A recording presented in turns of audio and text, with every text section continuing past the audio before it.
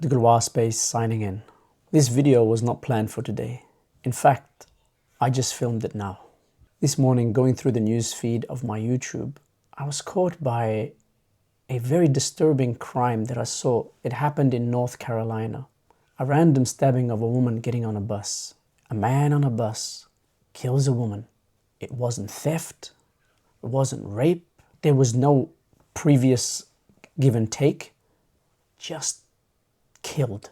When I saw it, I thought about it. And actually yesterday, a friend had mentioned it to me. And I thought whether I should mention or talk about this topic. And then I thought, hey, why am I even hesitating? And then I realized what it was. Somehow, somewhere, this story was turned into a racial story. I'm not judging whether the man's motives were racial or not, but I'm saying, talking for the rest of us. Somehow, the world has become so racist that speaking about other human beings requires permission.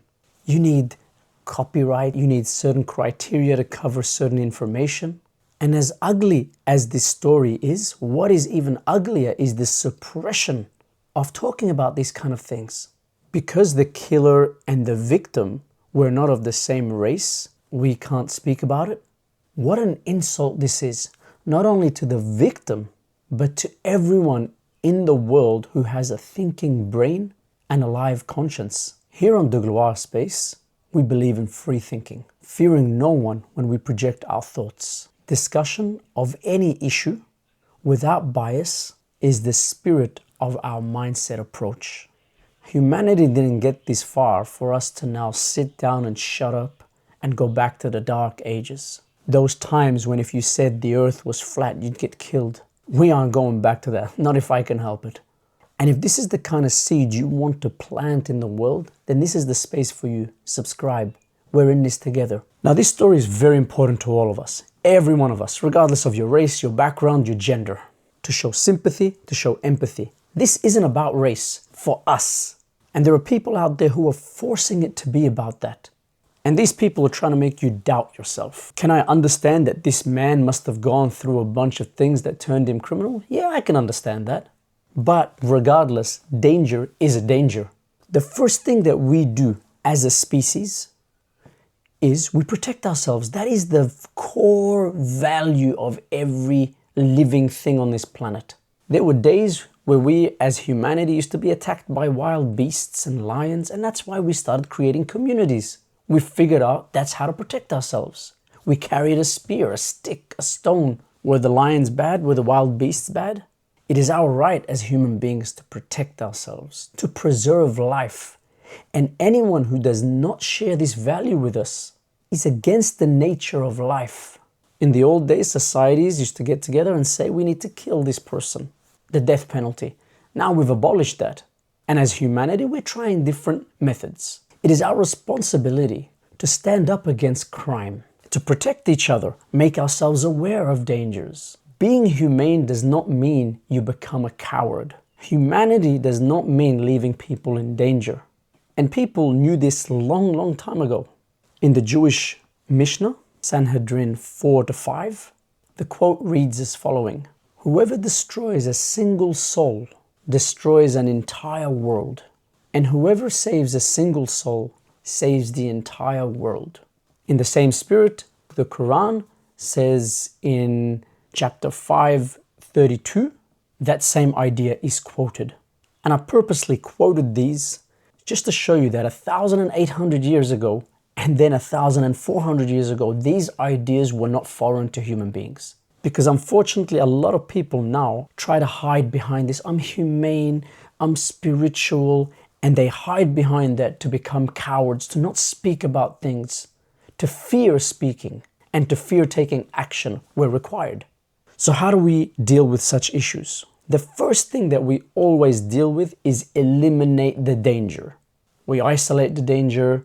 And just before we move on, notice in the spiritual quotes that I gave before, there is no mention of race. It's an open umbrella for all humanity. No mention of religion, no mention of tribe. Now, the very fact that when we speak about this crime in particular that happened today, we have to think about, how do I articulate this? How do I articulate that?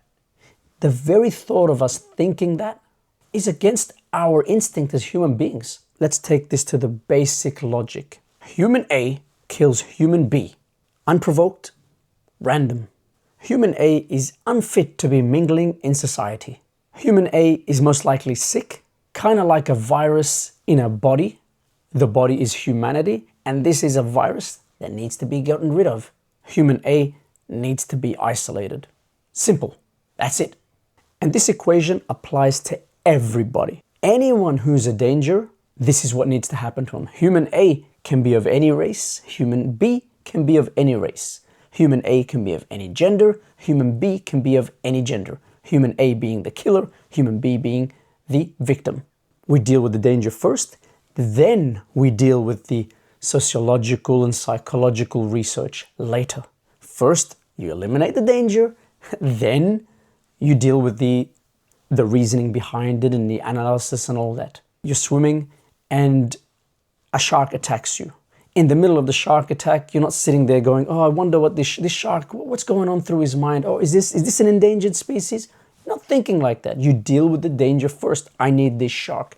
Endangered or not, killed, moved away from me, whatever it be.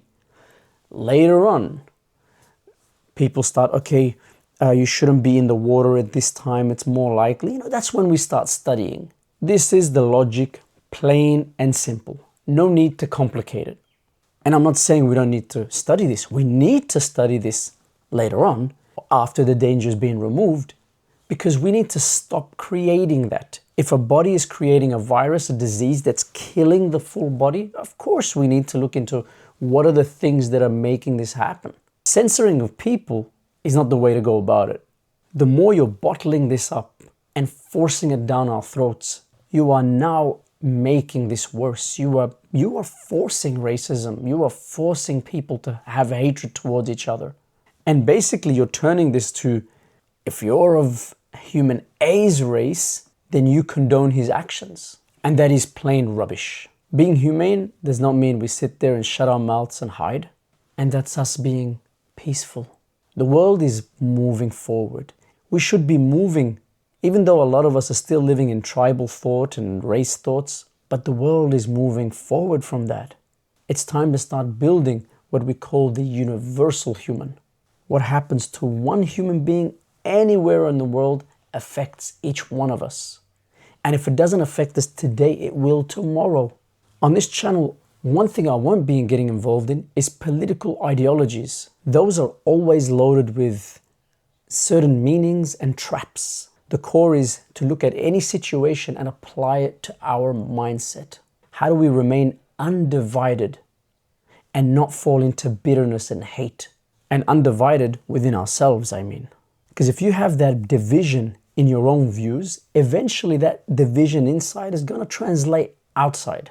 And then you will be contributing to this kind of hatred, to this kind of violence, to this segregation, whether we're talking about other humans or whether we're talking about our environment and our planet as a whole.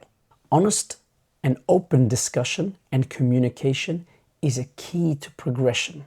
Degloirespace signing out.